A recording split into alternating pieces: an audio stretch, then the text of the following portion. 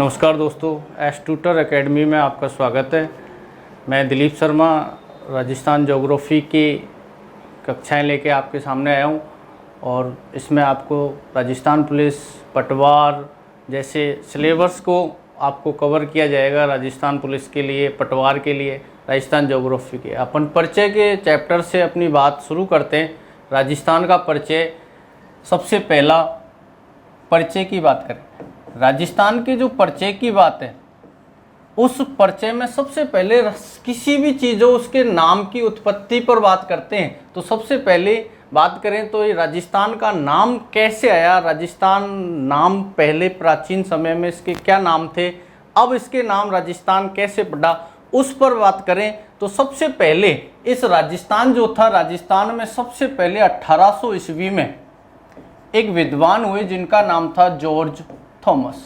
उस George Thomas ने सबसे पहले इस भूभाग का जो नाम दिया था वो नाम दिया था राजपूताना। राजपूतों राजा हुआ करते थे और उसके अधीन प्रजा काम करती थी, इसलिए सबसे पहले इस भूभाग का नाम राजपूताना था। परंतु पुरानी बहियों के अकॉर्डिंग इसके और भी नामकरण मिलते हैं, जैसे कि रायथान,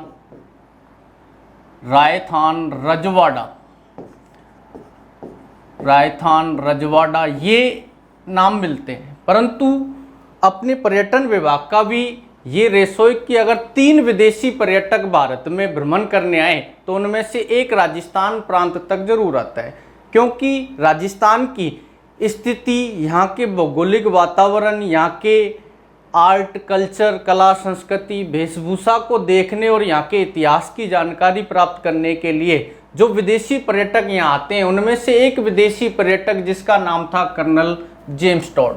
ये कर्नल जेम्स टॉड जो थे, इस कर्नल जेम्स टॉड ने राजस्थान के प्रांत तक आया। इस राजस्थान में जहाँ आए तो वो स्थान सबसे पहले, कई एग्जामों में ये क्वेश्चन पुटअप हुआ है कि चीनी यात्री भी आए थे राजस्थान प्रांत तक, तो वो सबसे पहले किस स्थान पर आए। ऐसे ही अपने कर्नल जेम्स टॉड सबसे पहले इस राजस्थान के भूभाग में अगर बात करें तो राजस्थान के इस प्रांत में, इस राजस्थान की अगर बात करें तो राजस्थान में सबसे पहले कर्नल जेम्स टॉड जिस स्थान पर आया वो स्थान था मांडलगढ़।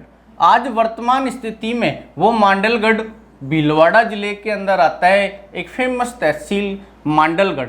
इसकी अगर स्थिति देखें तो वो यहाँ पर है मांडलगढ़। ये मांडलगढ़ नामक स्थान पर सबसे पहले कर्नल जेम्स टॉड राजस्थान में आए। ये राजस्थान में मांडलगढ़ आज वर्तमान भीलवाड़ा जिले में पड़ता है। इस मांडलगढ़ में यहाँ पर एक व्यक्ति जो अपना मूल निवासी था मांडलगढ़ का, उसका नाम था जैन यति ज्ञानचंद। ये जैन यति ज्ञानचंद जो मांडलगढ़ के निवासी थे, इस जैन यति ज्ञानचंद के घर पर सर्वप्रथम ये कर्नल जेम्स टॉड आकर रुके और इन्होंने इनके विचारों से बहुत सहमत हुए, तो इन्होंने इनको अपना सबसे पहले राजस्थान में अपना बना दिया, इसको गुरु। राजस्थान में इस कर्नल जेम्स टॉड का प्रथम गुरु जो था उनके नाम थे जैन यति ज्ञानचंद, जो मांडलगढ़ भीलवाड़ा के निवासी थे। इस मांडलगढ़ में आकर सबसे पहले कर्नल जेम्स टॉड ने, तो इस जैन यति ज्ञानचंद ने कर्नल जेम्स टॉड से पूछा था कि आप यहाँ किस वजह से आए हो। तो इसने बताया कि मैं इस राजस्थान के जो पूरा वातावरण है, यहाँ का पूरा रहन सहन, वेशभूषा, यहाँ के कला संस्कृति और इतिहास, यहाँ की भौगोलिक स्थितियों की जानकारी प्राप्त करने आया हूँ। तब इस कर्नल जेम्स टॉड के उद्देश्य को इस गुरु के पास, जैन यति ज्ञानचंद के पास पहुंचा, तो ज्ञानचंद ने कहा कि इस राजस्थान के अंदर वर्तमान 19 रियासत थी। इस समय 3 ठिकाने थे और एक चीफ कमिश्नरी प्रदेश था अजमेर मेरवाड़ा। राजस्थान में 19 रियासत, 3 ठिकाने और एक चीफ कमिश्नरी प्रदेश अजमेर मेरवाड़ा था।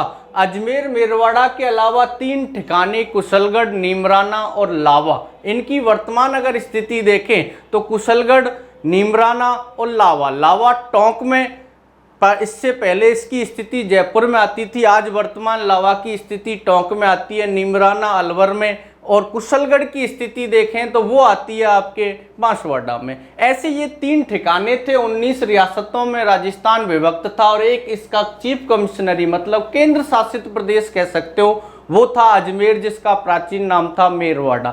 इस तरीके से इस भूभाग का भ्रमण करने ये कर्नल जेम्स टॉड आते हैं। तो इस जैन यति ज्ञानचंद जो इनके गुरु बन चुके थे, इन्होंने इनको एक घोड़ा प्रदान कर दिया और इस घोड़े को लेकर इन्होंने 1900 रियासतों का भ्रमण किया। जगह जगह गए, वहाँ के वेशभूषा, वहाँ की पूरे आर्ट कल्चर की, यहाँ की जानकारियां प्राप्त कर उनको लिखित कर रहे थे ये कर्नल जेम्स टॉड। तब जब अपने राजस्थान के प्रांत में गांव गांव Dani Dani colonel James Tod घूमने लगे तो कोई भी इनके नाम को नहीं जानता था। इस कर्नल जेम्स टॉड को वहां इसकी स्थिति ऐसी थी कि ये बड़े बालों में बड़ी बड़ी दाढ़ी हो रही थी इसकी।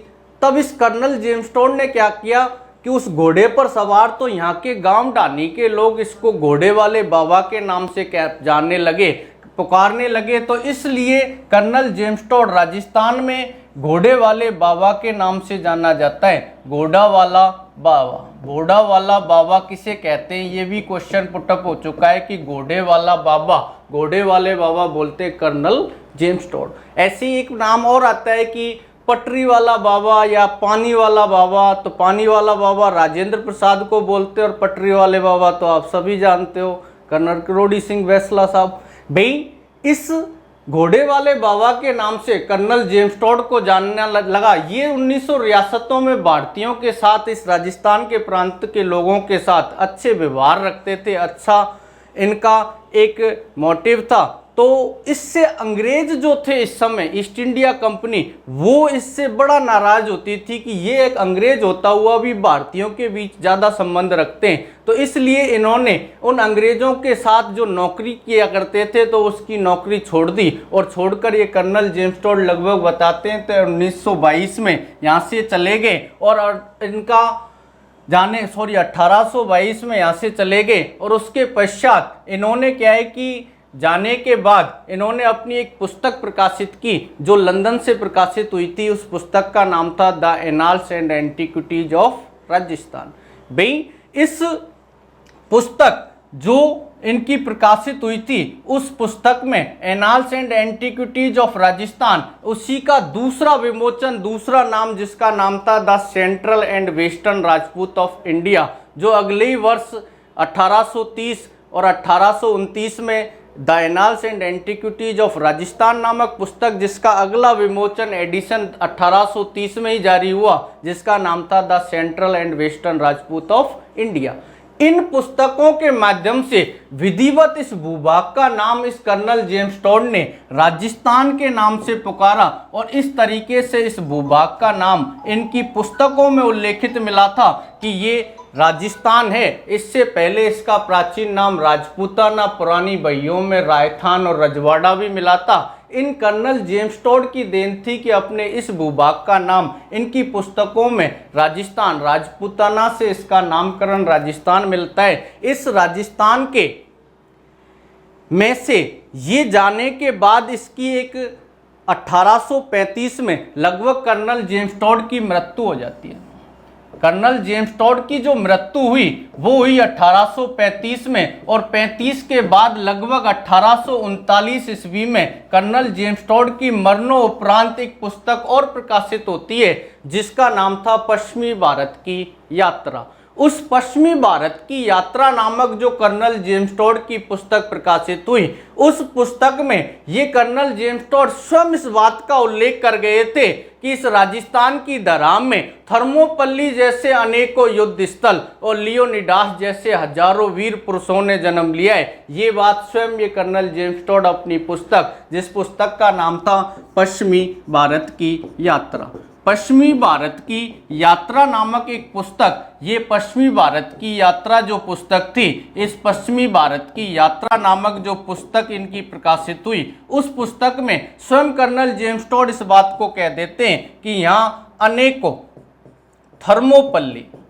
थर्मोपल्ली इंग्लैंड में एक विशाल रण क्षेत्र है, वहां तो एक ही थर्मोपल्ली है, परंतु ये स्वयं कहते हैं कि यहाँ राजस्थान के प्रांत में अनेकों थर्मोपल्ली जैसे युद्ध स्थल और लियोनिडास एक वीर पुरुष की संज्ञा देते हैं इंग्लैंड के अंदर। उस लियोनिडास जैसे हजारों वीर पुरुष इस राजस्थान की धरा में, इसकी धरती में, इसकी जमीन पर जन्म लिए। इस बात को स्वयं कर्नल जेम्स टॉड यहाँ पर लिखकर छोड़ जाते हैं। ये कर्नल जेम्स टॉड ने अपने पूरे संपूर्ण भौगोलिक और ऐतिहासिक बातों की जानकारी हमारे सामने रखी, परंतु एक गलती कर गए कि ये सारी जानकारी अंग्रेजी में लिख गए। आप तो समझते हो कि भारतीयों की स्थिति अंग्रेजी में कैसी रहती है। अब इस बात को लेकर कर्नल जेम्स टॉड की पुस्तकों को पढ़ें कैसे, तो इसके लिए अपने राजस्थान के साहित्य के एक बहुत बड़े ज्ञाता जिनका नाम था डॉक्टर हीराचंद गौरीशंकर ओझा। डॉक्टर हीराचंद गौरीशंकर ओझा, ये ओझा जिस रियासत से संबंध रखते थे उस रियासत का नाम था सिरोही। विगत कई एग्जामों में ये क्वेश्चन पूछा गया है कि राजस्थान में कर्नल जेम्स टॉड की लिखित पुस्तक जैसे the annals and antiquities of Rajasthan, जिसका दूसरा एडिशन विमोचन कह सकते हो the central and western Rajput of India, इन जो पुस्तक थी, इन पुस्तकों का हिंदी रूपांतरण किस साहित्यकार ने किया?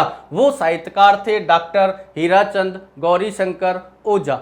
ये किस रियासत से संबंध रखते हैं, ये क्वेश्चन किया गया था। तो वो क्वेश्चन का आंसर यही था कि इनका संबंध था सिरोही रियासत से। सिरोही रियासत के डॉक्टर हीराचंद गौरीशंकर ओझा ने कर्नल जेम्स टॉड की लिखित पुस्तकों का हिंदी में ट्रांसलेट कर दिया, हिंदी में इनका अनुवाद कर दिया और अपने राजस्थान की संपूर्ण जानकारी हमारे सामने आ गई कि राजस्थान के इतिहास में क्या था, राजस्थान का भौगोलिक वातावरण क्या था। अब अपन ज्योग्राफी के मूल परिचय की तरफ चलते हैं कि राजस्थान का जो मैपिंग पोर्शन है, उस मैपिंग पोर्शन में वही स्थिति, विस्तार, आकृति, क्षेत्रफल, स्थलीय सीमा राजस्थान की, इसके अलावा राजस्थान के अंदर कितने ज़िले हैं, सीमावर्ती ज़िले कितने, वो सारी एक परिचय की बात जो मैपिंग में आपको लगभग 300 से 350 क्वेश्चन पुटअप करती है। हर विगत पिछली कितनी भी एग्जाम में हुई हैं उनमें 1 या 2 क्वेश्चन इस परिचय के चैप्टर से हमेशा आया है और आगामी भविष्य में भी आएगा। बस ये है कि एक बार आप पूरी तरीके से अपने को प्रिपेयर करते हुए, मेंटली अपने आप को प्रिपेयर करते हुए, और एक बार इस वीडियो के माध्यम से आप अपने आप को प्रिपेयर करें कि एक बार मैप एक ऐसी चीज़ होती है जिसकी अगर आपको जानकारी है तो इस राजस्थान में वर्तमान लोकतंत्र के समय 33 जिले की स्थिति आती है, 7 संभागों की स्थिति आती है। तो उस अकॉर्डिंग अगर अपन बात करें तो दोस्तों अपन पूरे परिचय से, ये सिर्फ अपन ने नामकरण निकाला, एक बार चाहो तो 5 मिनट में आपको दोबारा रिवाइज करा देता हूँ कि सबसे पहले 1800 ईस्वी में जॉर्ज थॉमस ने इस भूभाग का नाम राजपूताना दिया था। उसके बाद कुछ बहियों में, जो पुरानी बनियों वाली बही होती हैं, उसमें राजस्थान, रजवाड़ा इसके नाम मिले। इसके अलावा इसका राजस्थान नाम देने का श्रेय कर्नल जेम्स टॉड की पुस्तकों को जाता है। कर्नल जेम्स टॉड जो इंग्लिस्टन शहर इंग्लैंड में जन्मे थे, 1782 लगभग इनका जन्म बताया जाता है। भाई इस कर्नल जेम्स टॉड सबसे पहले राजस्थान में मांडलगढ़ आए और मांडलगढ़ भीलवाड़ा में पड़ता है आज वर्तमान स्थिति में। उस मांडलगढ़ में जैन यति ज्ञानचंद के घर पर आकर रुके और इनके विचारों से सहमत होकर इनको अपना गुरु बना लिया और गुरु ने इनकी बातें पूछी कि आप क्यों आए, तो इसलिए इनको घोड़ा प्रदान किया और घोड़ा लेकर ये घोड़े वाले बाबा के नाम से जाने गए। भाई 1835 में कर्नल जेम्स टॉड की मृत्यु हुई और मृत्यु उपरांत इनकी एक पुस्तक आती है पश्चिमी भारत की यात्रा। उस पुस्तक में ये स्वयं कह जाते हैं कि यहाँ राजस्थान की धरा में थर्मोपल्ली जैसे अनेकों युद्ध स्थल और लियोनिडास जैसे हजारों वीर पुरुष जन्म लिए, और ये पूरा संपूर्ण अपने सामने व्यथांत सामने रख देते हैं। परंतु उन पुस्तकों को अंग्रेजी में लिखते हैं जिसका हिंदी अनुवाद हमारे एक साहित्यकार विद्वान जिनका नाम था डॉक्टर हीराचंद गौरीशंकर ओझा, जिन्होंने सिरोही रियासत से संबंध रखते थे और अपने पूरी संपूर्ण जानकारी को हिंदी में अनुवाद कर दिया। इस तरीके से सबसे पहले अपन आगे चलते हैं और आगे अगले चैप्टर में प्लस करते हैं कि राजस्थान की सबसे पहले बात आती है स्थिति की। भाई स्थिति, अपन राजस्थान की स्थिति कई तरीके से देख सकते हैं। राजस्थान की स्थिति के संबंध में अगर बात करें कि ये राजस्थान की स्थिति, सबसे पहली बात आती है कि राजस्थान की स्थिति। भाई राजस्थान की स्थिति की अगर बात करें तो राजस्थान की स्थिति, एक तो बात आई कि राजस्थान स्थित है। एक क्वेश्चन जैसे सीधा ही मैंने आपसे एक क्वेश्चन करा है कि राजस्थान की स्थिति के संबंध में, राजस्थान की स्थिति के संबंध में सही कथन है, सही कथन है। भाई राजस्थान की स्थिति के संबंध में सही कथन है, और उसका अगर ऑप्शन भी आपको पुटअप किया जाए तो ए, बी, सी, डी। राजस्थान की स्थिति, ए ऑप्शन दिया आपको उत्तर पश्चिम, बी ऑप्शन दिया आपको उत्तर पूर्व, सी ऑप्शन दिया आपको दक्षिण पश्चिम, और डी ऑप्शन दे दिया आपको उपरोक्त सभी। तो इस क्वेश्चन का आंसर क्या निकालोगे? सीधी बात करें कि राजस्थान की स्थिति के संबंध में सही कथन है, तो इसके लिए आप यहां न रुके, उत्तर पश्चिम, मतलब उत्तर पश्चिम में राजस्थान भारत में स्थित है। भारत में राजस्थान की स्थिति उत्तर पश्चिम में। अपन मैपिंग का पोर्शन ले तो छोटा सा एक भारत का मैप बना ले।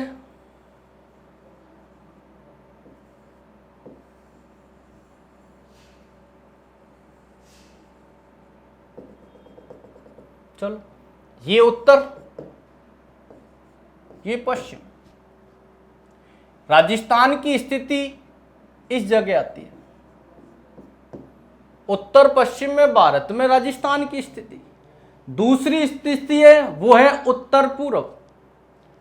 उत्तर पूर्व में अगर राजस्थान की स्थिति देखें तो देखो, ग्लोब में, विश्व में, दुनिया में कहीं भी इस ग्लोब पर अगर अपन बात करें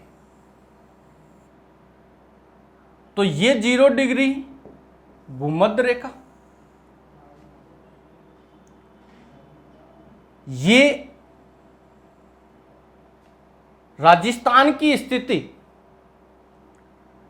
उत्तरी पूर्वी गोलार्ध में इस जगह राजस्थान है। विश्व में अगर देखें तो उत्तरी पूर्वी गोलार्ध में राजस्थान। तो ये भी राजस्थान की स्थिति के संबंध में ये सही है, उत्तर पूर्व। अगर इस बात को आप एशिया महाद्वीप में अगर देखें तो एशिया महाद्वीप के अंदर अगर बात करें तो एशिया महाद्वीप में अगर बात करें तो ये स्थिति देखो, एशिया महाद्वीप में ये उत्तर, ये दक्षिण, ये पूर्व, ये पश्चिम। इस दक्षिण पश्चिम में राजस्थान की स्थिति यहां आएगी, तो ये तीनों ही कथन सत्य हैं, मतलब आंसर होगा उपरोक्त सभी।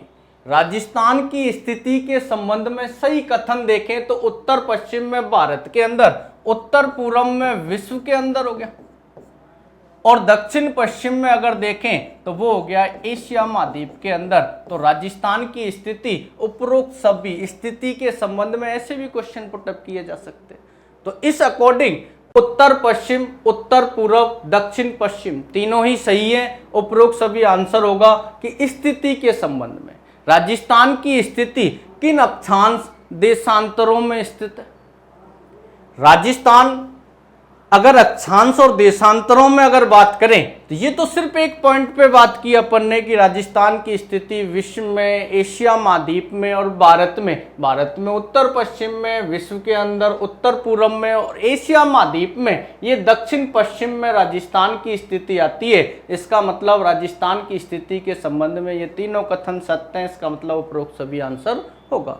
भाई इसके अलावा अगर बात करें कि राजस्थान की स्थिति, अपन राजस्थान का मैप ही बना लेते हैं राजस्थान की स्थिति की अगर बात करें, सबसे पहले अपन स्थिति के पोर्शन पे बात कर रहे हैं कि एक स्थिति का पॉइंट तो अपन ने वो भी निकाल दिया। इसके अलावा राजस्थान की स्थिति की अगर बात करें तो राजस्थान की स्थिति किन अक्षांश और देशांतरों के मध्य स्थित है?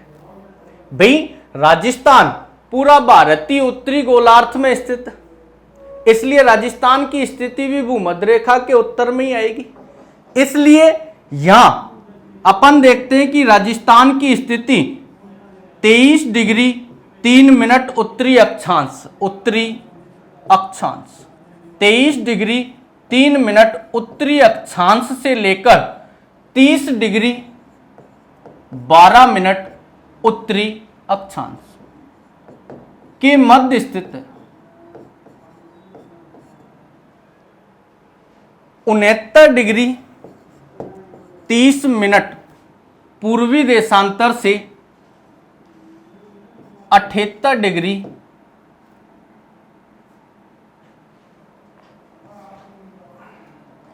17 मिनट 78 डिग्री 17 मिनट पूर्वी देशांतर। बी 23 डिग्री 3 मिनट उत्तरी अक्षांश से 30 डिग्री 12 मिनट उत्तरी अक्षांश, 69 डिग्री 30 मिनट पूर्वी देशांतर से 78 डिग्री 17 मिनट पूर्वी देशांतर के मध्य राजस्थान स्थित है। ये अक्षांश और देशांतरों के मध्य। अब एक बात करें और डीप जाएं तो देखो, राजस्थान से बिल्कुल मध्य से कौन सी अक्षांश रेखा गुजरती है? राजस्थान के बिल्कुल मध्य से जो अक्षांश रेखा गुजरती है वो कौन सी है? राजस्थान की सबसे दक्षिण, राजस्थान में 23 डिग्री 3 मिनट से स्टार्टिंग होती है, तो 23 डिग्री 3 मिनट राजस्थान की अक्षांश रेखा हुई नीचे। ऐसे ही मध्य से अक्षांश रेखा गुजरती है, तो मध्य से जो अक्षांश रेखा गुजरती है वो अक्षांश रेखा गुजरती है, उसका नाम है 27 डिग्री अक्षांश रेखा, जो मध्य से होकर गुजरती है। राजस्थान के मध्य से 27 डिग्री अक्षांश रेखा गुजरती है। राजस्थान के दक्षिण से 23 डिग्री अक्षांश रेखा, 23.5 डिग्री जो अक्षांश रेखा है वो राजस्थान के दक्षिण से, जबकि राजस्थान के मध्य से अगर बात करें तो राजस्थान के मध्य से जो अक्षांश रेखा गुजरती है वो गुजरती है, राजस्थान के मध्य से जो अक्षांश रेखा गुजरती है वो अक्षांश रेखा गुजरती है इस राजस्थान में स्थिति के अलावा राजस्थान के विस्तार की भी बात करें साथ साथ, तो राजस्थान के सबसे उत्तर में गंगानगर, राजस्थान के सबसे उत्तर में जो है वो है गंगानगर, सबसे दक्षिण में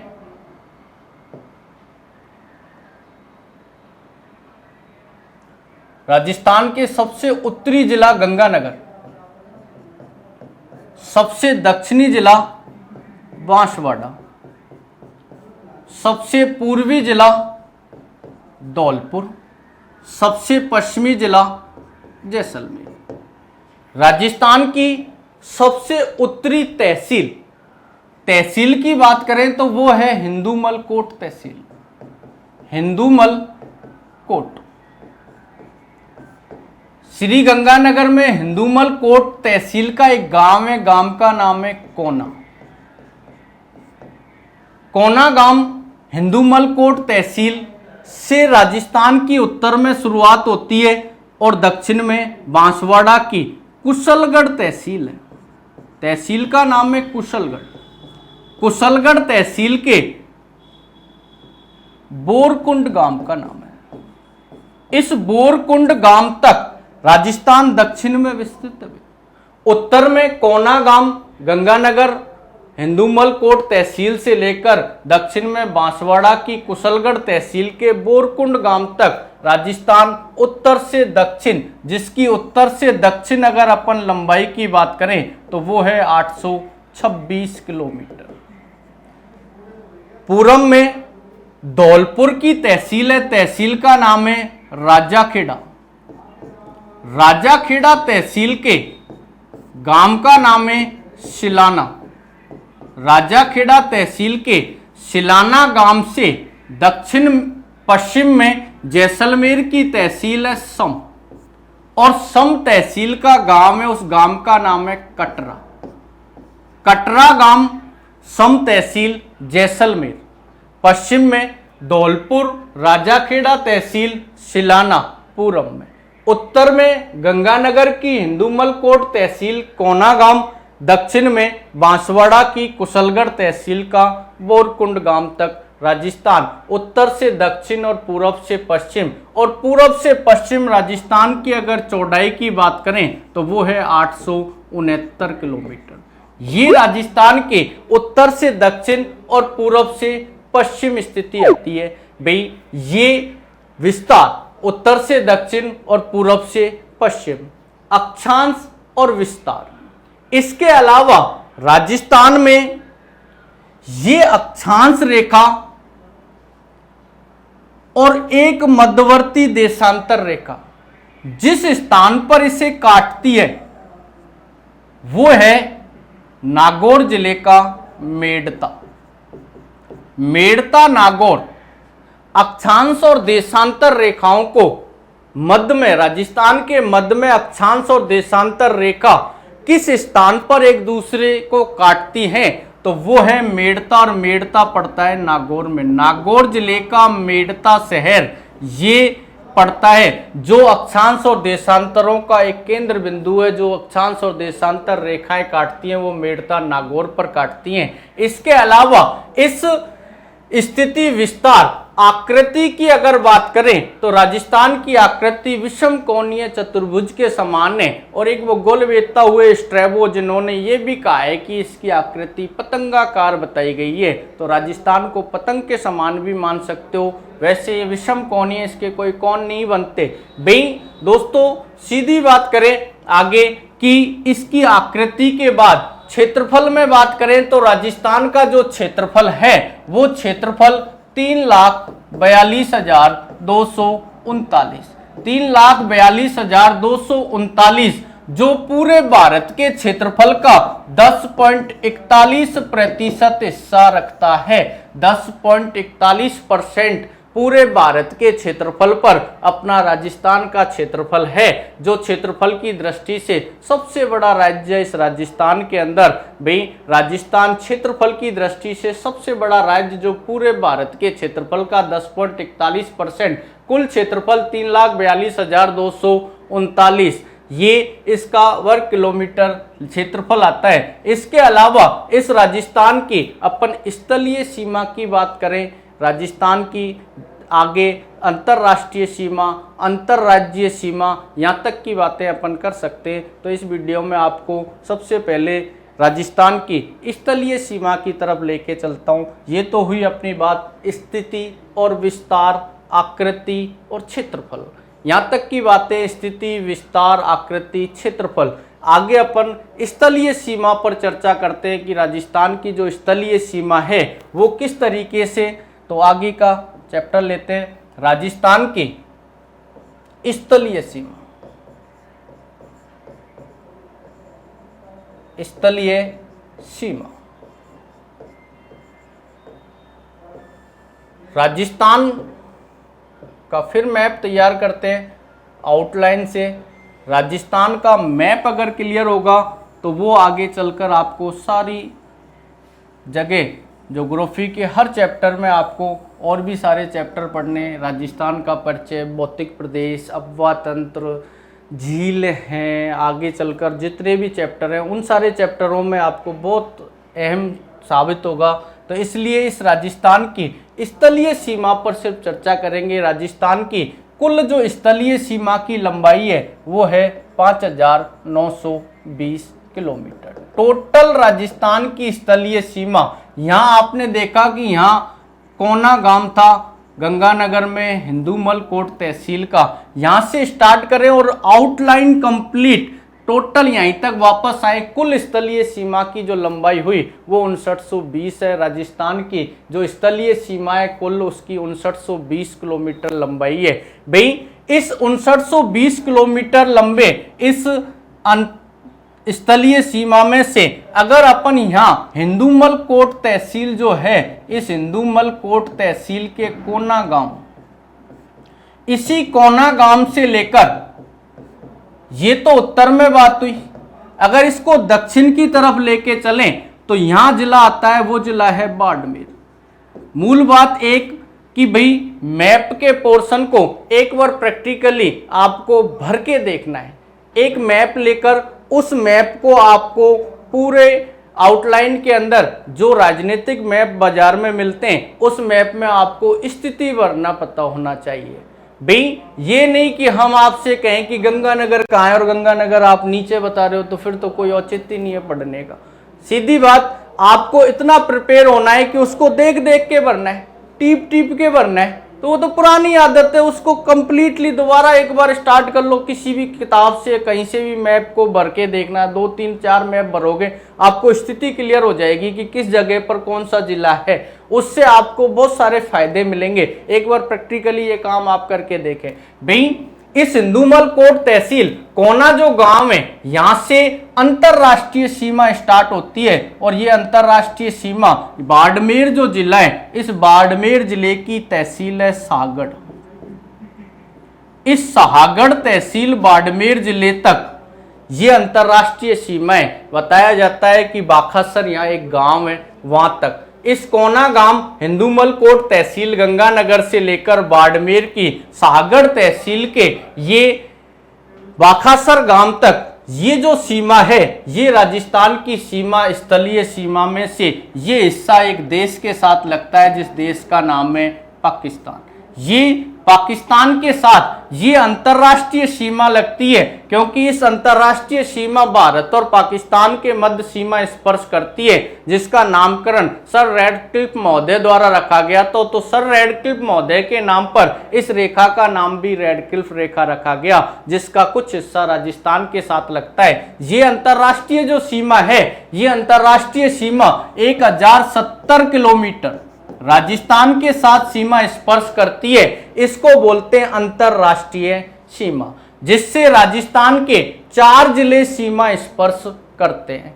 राजस्थान में अंतरराष्ट्रीय सीमा से सीमा स्पर्श करने वाले 4 जिले, एक तो है गंगानगर, दूसरा जिला है बीकानेर, तीसरा जिला है जैसलमेर और चौथा जिला है वो है बाड़मेर। राजस्थान में 4 जिले अंतरराष्ट्रीय सीमा पर पाकिस्तान देश के साथ सीमा स्पर्श करते हैं। अब क्वेश्चन कहां तक जा सकता है कि क्वेश्चन इस के कितनी सीमा लगाता है, सर्वाधिक कौन लगाता है, और इसको आरोही और अवरोही क्रम में सुमेलित करवाया गया है। कई बार विगत एग्जामों में इसको इस पैटर्न पे भी क्वेश्चन को पुटअप किया गया है, तो उस पैटर्न तक अपन को भी जाना है कि सीधी बात करें कि इस बाड़मेर, गंगानगर, बीकानेर, जैसलमेर में सर्वाधिक जो सीमा लगाता है, वो सर्वाधिक सीमा जैसलमेर लगाता है 464 किलोमीटर। सबसे ज्यादा अंतरराष्ट्रीय सीमा राजस्थान में जैसलमेर बनाता है 464 किलोमीटर। दूसरे नंबर पे सर्वाधिक जो सीमा बनाता है वो बनाता है 210 किलोमीटर, 228 किलोमीटर बाड़मेर 228 किलोमीटर। तीसरे नंबर पे सर्वाधिक सीमा बनाता है वो बनाता है 210 किलोमीटर गंगानगर, और सबसे कम सीमा बनाता है वो बनाता है 168 किलोमीटर, वो बनाता है बीकानेर।